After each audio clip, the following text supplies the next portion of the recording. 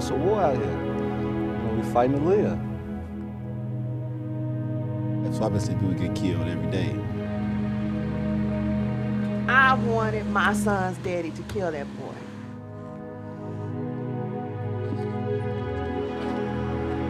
It's easier in this community to get a gun than a computer.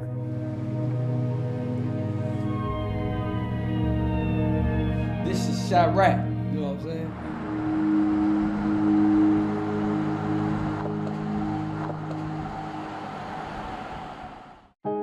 My daughter was shot 4 times. My granddaughter, age of 5, was shot, stabbed, and cut. My grandson, who had just made 2 that day, his throat was slashed. These kids now don't have the ability to resolve conflicts. The norm is retaliation, and it just goes back and forth. So when does it actually stop?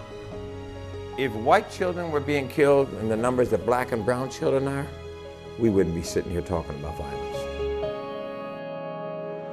Chicago's South Side, home to some of the most dangerous gangs in America. 105 in Ewing, anonymous reporting about 15 gangbangers in a parking lot of the liquor store. He saw 2 of them put a gun into 1 or 2 of the several cars they got out of. 506 people were murdered here in 2012, more than in any other city in the United States. Get a ticket of shots fired, 8,000 South on Exchange, ain't someone shooting in the alley. Across the country, daily shootings have become unremarkable, but Chicago's cry for the killing to stop is louder than ever. This is a film about life and death in America's murder capital. Iceman and Rowe are guarding their streets. They belong to their gang, the Black Pea Stones. I wouldn't stand on nobody else's corner like this, you know what I'm saying? Because What would happen? probably be some shooting. We probably wouldn't be standing right here. Probably somebody come shooting or something, you know what I'm saying? I ain't say they gonna do it right here, but they don't. You know what I'm saying? They don't usually do it right here. Don't usually happen right here. But what, how many blocks down could it be very different? Oh, you The next one. Next The block? next one. The next block. Somebody just got killed 2 days ago. The next block. You get killed on Ashton. Bodies dropping around, Yeah, you man. get killed on the next block. Huh? I say the bodies dropping. Most definitely Why? dropping. Why? I ain't gonna sit around and ask. I ain't gonna ask nobody why they kill him or what happened. Why did they die? I just want to stay away. I really wanted his daddy to kill the boy that they say did it. I wanted that boy's mama to feel what I feel.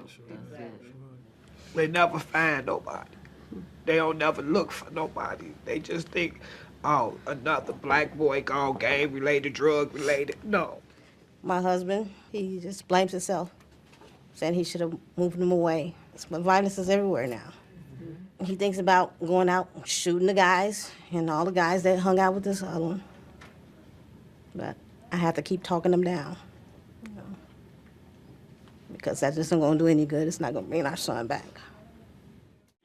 Students, I need you to be safe. I look forward to seeing you tomorrow. And as always, we love you here at Curtis School of Excellence. Few streets are safe here. Even in the middle of the afternoon, children as young as 5 need protection from armed police. This daily operation is called Safe Passage. It's the city's attempt to stop school children being caught in the crossfire. Are guns a concern for you as a parent? Yes. In what way? Like sometimes you will hear them early in the morning or whatever, and I'll be like, oh my God. Hear gunshots? Yes, in the morning time, like before school hours for them. That worries me too. I don't want nothing to happen concerning that. So that's a big issue for me as well. I think that we need more police patrolling the area.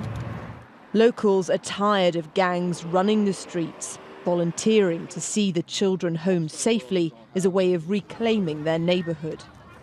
Guns is guns, you know, they kill. So the last thing we need is somebody around here shooting while the kids are letting out, or just shooting period, because bullets don't have a name. You know, when you ask a young kid, that happened to me a few months ago, and I said, you know, what do you want to be when you grow up?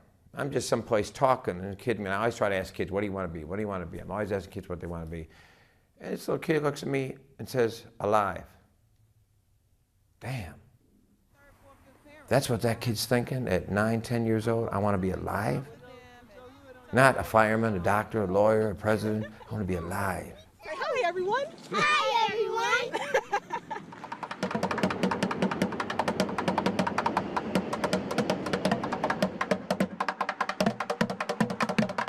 Chicago's violence touches all ages, but overwhelmingly the victims are young black men in their late teens and early 20s. Not all of them are involved in gangs. This is the picture of him in that gray suit.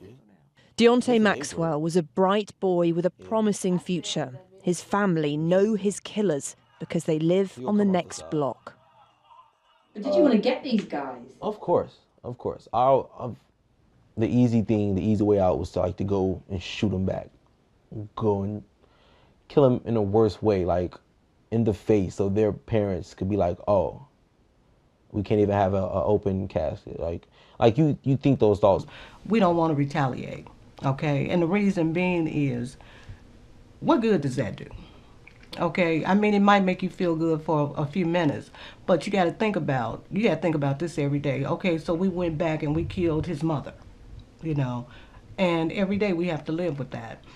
And not only that, but when does it stop? Because that's what the norm is. The norm is retaliation.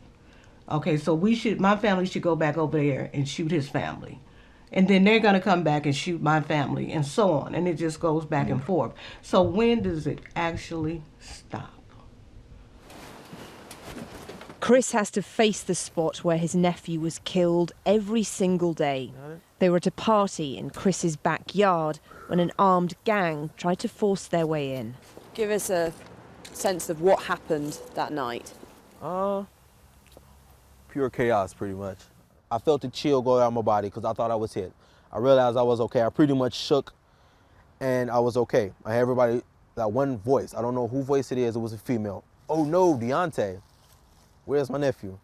Look, he's pretty much face down in the middle of the alley. So it's like... Just here behind you? Yeah, like right within this area. I don't know what that is right there, but he's pretty much right here. I believe they drug him right in this area. I just kicked a couple things over so that I won't have to remember everything when I take out the garbage, even though it doesn't work.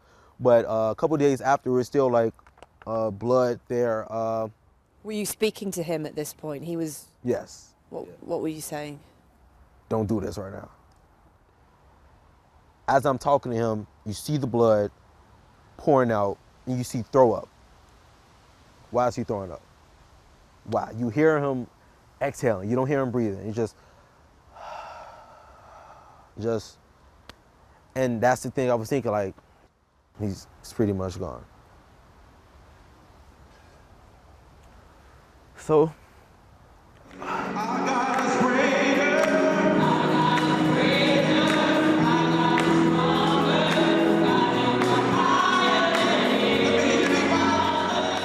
Church offers a sanctuary away from violence. Father Michael Flager is known and respected by pretty much everyone in this community, mainly because he isn't afraid to speak out.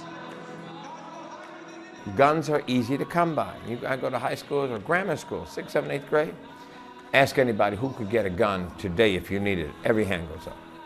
If you don't find your self-esteem from school or from a job or from in a family or from your neighborhood or your community, then you look for ways to feel valued or respected or important on the street. So what's one thing everybody can be? Is a shooter. So you don't need a job, you don't need an education to be a shooter. So you out here and you're a shooter, you got a name on the street. It may be for a week, but for a week you got a name on the street. Oh, you bad, you shot somebody. Pow, in the head where I shot him. Turning to those white ones in the red bottoms. I'm killing it. Yes, I'm killing it. Local unsigned rappers, the Loud Pack team, say their lyrics are about real life. For them, that includes drugs and guns. This is Chirac, you know what I'm saying? Chirac. What do you mean? Baby Iraq, you know what I'm saying? This is Chirac. It's Chicago, we call it Chicago, Chirac. like the residents of Chicago, due to the crime and everything that's going on and what's going on. A lot of gangs. A lot of gangs going on, a lot of gunfire. So it's like we nicknamed it Chirac, like Iraq, because you know they were over there shooting, bombing, and a lot of killing people. out here, a lot of guns out here. It's a lot of guns out here. Y'all know that. We call it Chirac. A lot of guns. A lot of guns out here, man. It's a lot of war zone right now. You know what I mean? Like it is a war zone. It's dying every day. Every day. Little kids, young little kids. You know what I'm saying? Every day. Babies dying. Every day. Every day.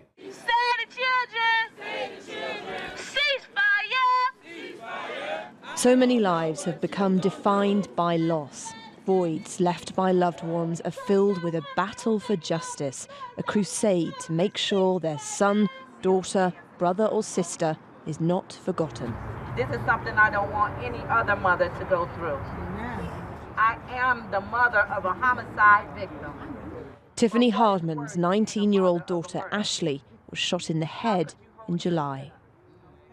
My life is turned upside down. My whole life changed July the 2nd. My life will never be the same. My family won't be the same. My family photos won't be the same. You know, it just won't be the same at all. All right, fall in, let's go. Night shift roll call in Chicago's 7th district. We're still looking for that missing that was involved in the 2 shootings for double homicide. Keeping track of the feuds, attacks and revenge killings committed by the scores of different gangs is hard but essential. The 4 people shot at 73rd in Laughlin the other day involving the Brick Squad. The offenders are the S-dubs. All right, be safe, please. A lot of these young men and women don't think that they are going to live to see the age of 18 or 21. So, and if you incarcerate a lot of them and you put them in jail, a lot of times the environment of jail is better than the environments that they're living in the home. These men and women know the dangers of working on the front line. This is a world where petty personal disputes are settled with guns. We caught up with the Loud Pack team again. They want to show us their streets. Despite looking pretty edgy at times, they insist this block is safe because, as they put it, they're not into it with anyone right now. As in, there's no feud with rivals. As things are winding up, their assurance is in doubt. They shoot. Watch out, watch out. Momentary fear quickly became relief. Anything can happen any given moment. So that was a paintball? There was a paintball on the back of your jacket. Yeah, right. They just shot him. Yeah, they shot me. Shot everywhere, it's all on the ground. I got shot. Police say the paintballer who plagued the neighbourhood all weekend was later shot with a real gun as payback for pulling a series of pranks. On the south side, guns of any type are no joke. In total, that same night saw 7 shootings, one creating yet another south side shrine, this one adorned with black and red markings, the colours of the Gangster Disciples, one of Chicago's largest gangs.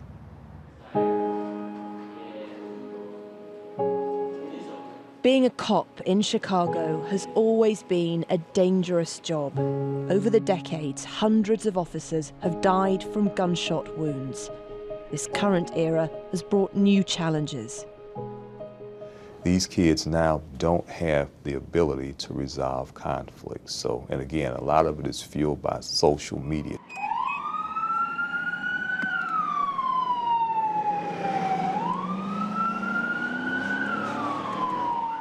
Year in and year out, Chicago Police Department recovers more guns than any other major city in the country. 3 times more than Los Angeles, 9 times more than the state of New York. These guys are pretty crafty when it comes to getting these guns. The way the laws are structured now, they can go into one of these gun stores, buy 10 9mm, come outside the store and hand them out to 10 different people. So why are these guns attractive to gang members? Well, number one, high capacity is what they're looking for. High capacity firearms and something they can stick in a pocket, stick in their belt or somewhere where they can obviously hide it and not be attracted to the police. Currently, there's no official way of tracking how so many guns are finding their way onto Chicago's streets. Underground routes include robbery of gun stores. We can actually watch people park and come into our store. We know in case they're looking to, try and bombard us or whatever. That happened before. Well, we've got rushed and people come try and steal from us. They may be armed. Maybe they're pulling a hood over their head. That's a big alarm if somebody's coming in with a hood on their head, especially in warmer weather. In the South Side, you watch your back. The whole area is dominated by a warring network of gangs and cliques. I mean, it's gang banging everywhere, but, I believe it's more to it than that. It's personal. It'd be more personal than anything. Does carrying a gun make people feel safer? No, but you still can get killed with a gun. I know plenty of people got killed carrying a gun. Really, it ain't even carrying a gun. It's just being able to get to one, you know what I'm saying? For the most part, with me, being able to get to one. Other than that, ain't nothing too much really gonna save you out here, though. If something gonna happen to you, it's gonna happen. That's the way I look at it. If it's gonna happen, it's gonna happen. If it's not, it's not. On the streets, the gangs these boys come from are at war with each other. But on the basketball court, different rules apply. The first is no guns allowed. What we've tried to do is reach out to these same brothers and say, hey, we care about you, we love you, we respect you. Bring them together in our gym and say, this is your gym. We got the BDs, we got the Mo's, we got a couple of Foes probably in here, Folk Corner Hustlers in here. We got a lot of different gangs in here right now. But when we step through this door right here, everyone's family. So all that is cut out. So if I see that man on the street and something is going on, I can say that's my brother that I hoop with. Do you own a gun? Yeah, I own a gun. Do you use it? Sure. I mean, like I say, I've been shot 6 times on 5 different occasions. So. You shot anyone else? I mean, something like that. Something like that. This project works because of the people who run it. So what I do is try to go to the inner part of their heart and I ask them, what's that one person in the world that you're willing to give your life for, that you love, that you feel that you have to be there for? And when they tell me, I just ask them to close your eyes. Now imagine them seeing you in a casket. How would that feel? How would that feel for your son to see you dead? How would that feel for your mom, for your girlfriend to see you dead? And I try to touch that part because I tell them they can't live this life like Black Ops. It's not a video game. You don't get an extra life. Once you're dead, you're dead. Once you kill someone, they don't come back to life. And when you go out on that retaliation, you only get that sense of fulfillment for a small amount of time. When you come back or when you wake up the next day, your friend, your brother, he's still dead.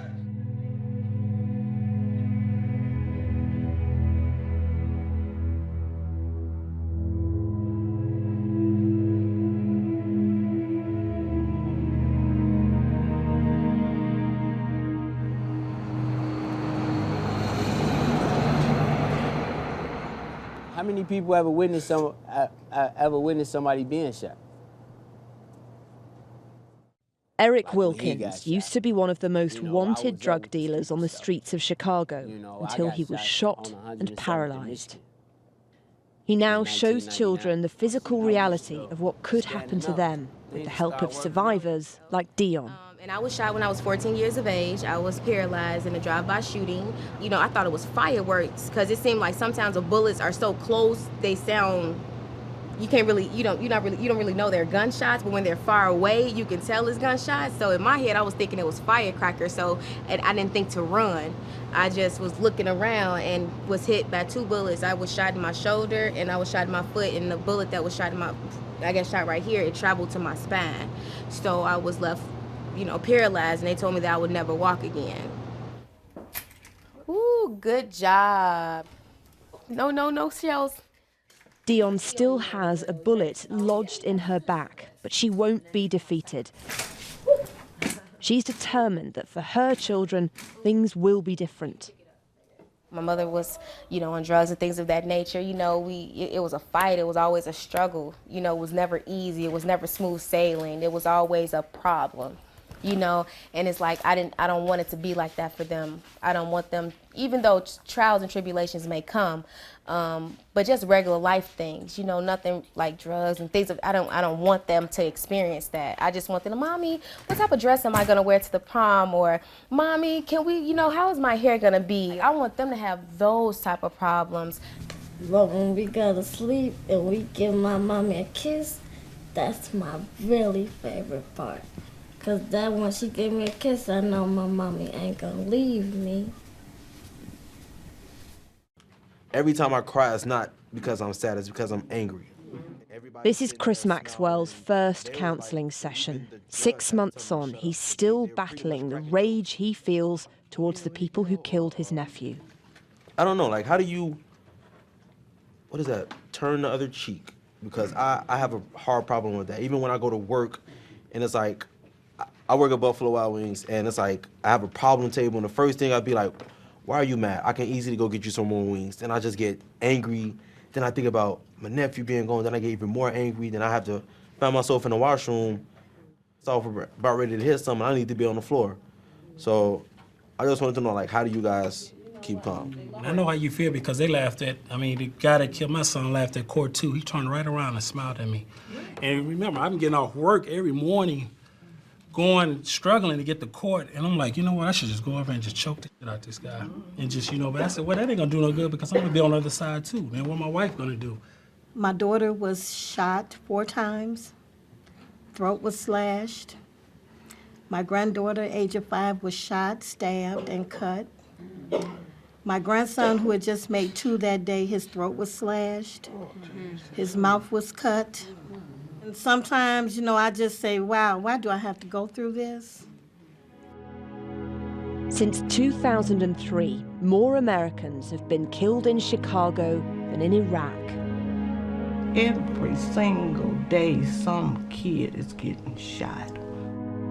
They have to protect themselves. Like they said, they have that kill or be killed, shoot or be shot mentality. What's happening here is a national problem that not even the most powerful country in the world can remedy. This is an American tragedy.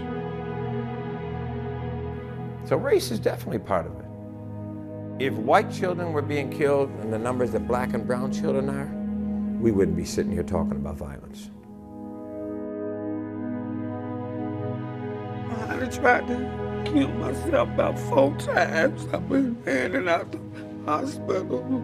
I don't even want to be here. I don't want to live no more. I want my baby. I just want my baby.